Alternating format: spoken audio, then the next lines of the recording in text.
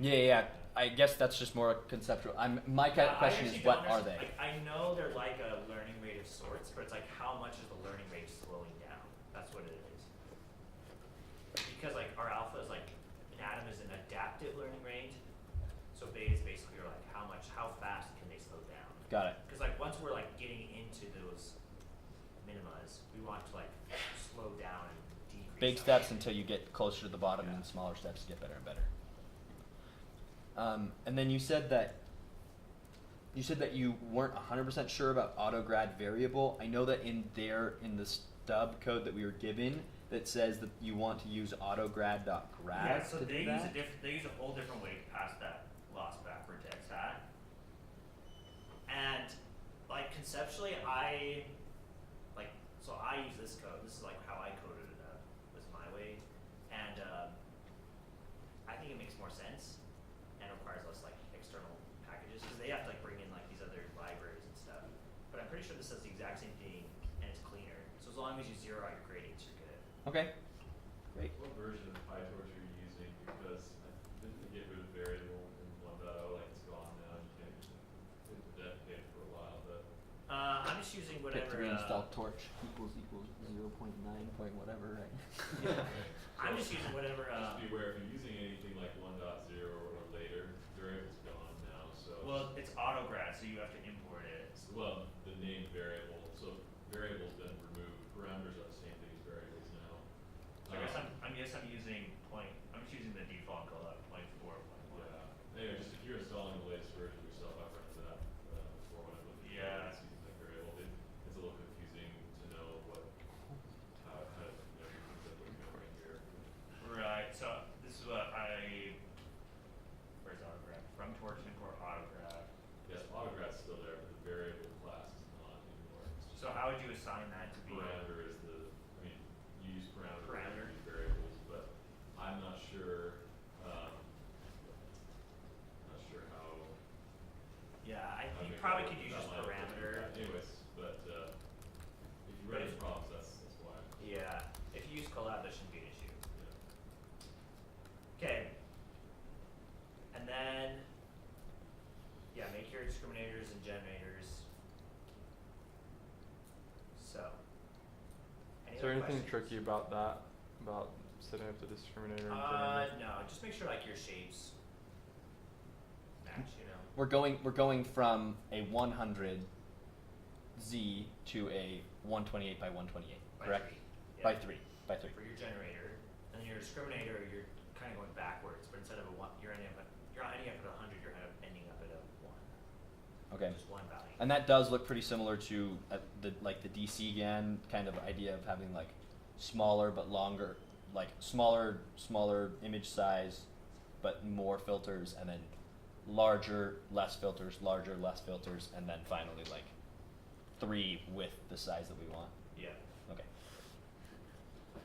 And just one like n.sequential will be sufficient, or do we have to combine it how we did on the Well, so if previous we look at like a, lab 2, whatever, or there are 2 nets? yeah, so if we look, let's just like look at this real quick, or not this one, we don't need to see again. Here. Let's just like talk about how we like implement this in a sequential class, and then we'll be done. So we input our vector, right?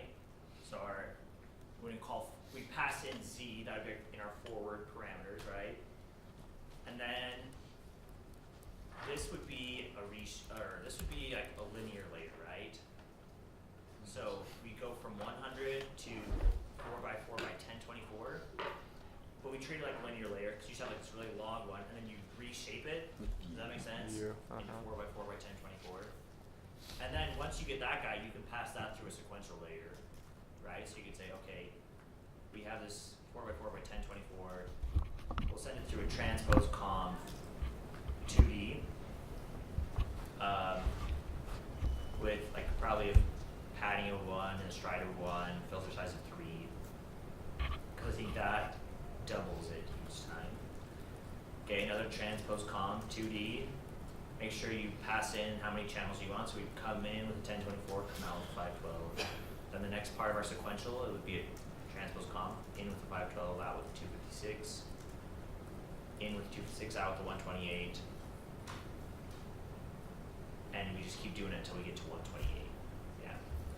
So that would that would how we do it here. So there's a stride of 2 on. Yeah, so I wouldn't do a stride of 2. I would just use a stride of padding of 1, stride of 1, 3x3 kernels, because then it'll just double each time, and that'll keep it easy. Padding of 1, stride of 1. Yeah. And a 3x3 kernel. That's what I used, right? Generator. Yes. No, I used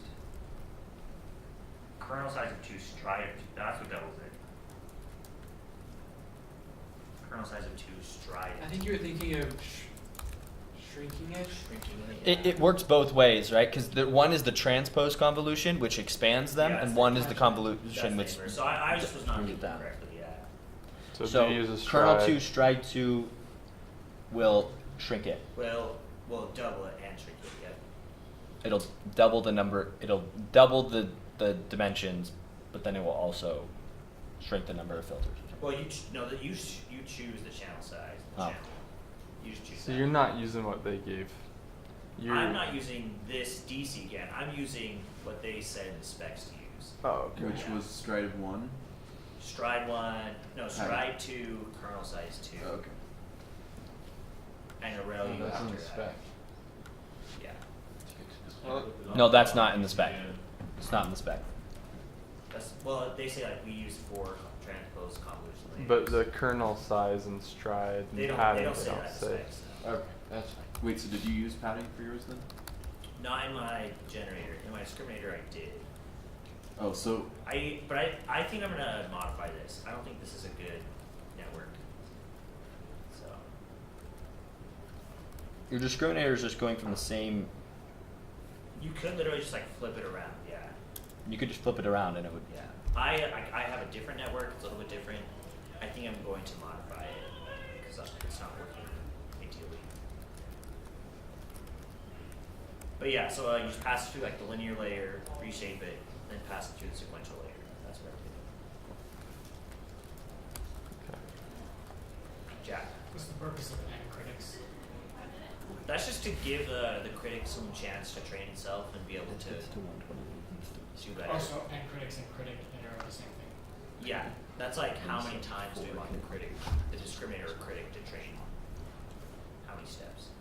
So to make sure I'm understanding correctly, so you're given a vector of 100 to z, Yep. and you're going to do a linear layer and reshape it to be, in this case, for example, 1024 by 4 by 4. Yep. And then at the end, when we get all the way to the end, do we have to do another linear layer at the end, or just No. have everything be reshaped so it's No, because that would ruin it because you just want an image. Yeah. Doing a fully connected layer would like mix everything up, but you don't want. Yeah. So you do convolution at the very end, you just And pop it in reshape the it to be in the right equation. image and you say done. Yeah. Well, hopefully your combo transpose pops it out as the right size. Okay, Yeah. so we should, if we do it right, we shouldn't have to reset. Yeah. All right. Any last questions? Okay. Good luck.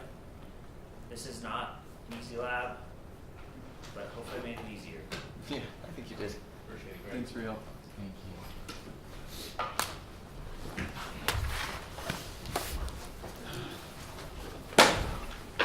You want to come right now, McKinney?